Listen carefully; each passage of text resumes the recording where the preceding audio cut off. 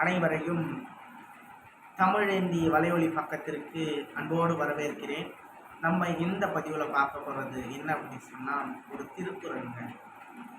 திருக்குறள் அதாவது ஒரு நண்பன் எப்படி இருக்க வேண்டும் என்பதை திருவள்ளுவர் எவ்வளவு அழகாக சொல்கிறாரு பாருங்க.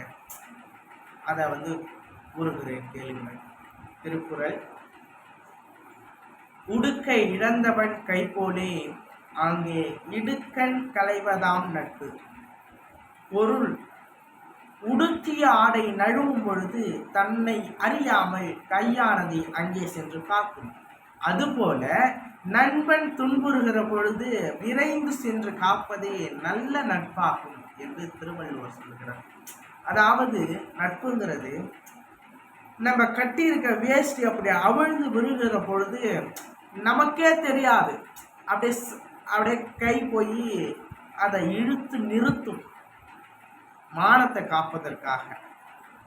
அப்படி நண்பன் துன்புறுகிற பொழுது நம்ம அவனை சென்று காப்பாற்றுறோம் பாருங்க, அதுதான் நல்ல நட்பு அப்படின்னு சொல்லிட்டு திருவள்ளுவர் மிக அழகாக இத்திருக்குறளில் சொல்லியிருக்கிறார்.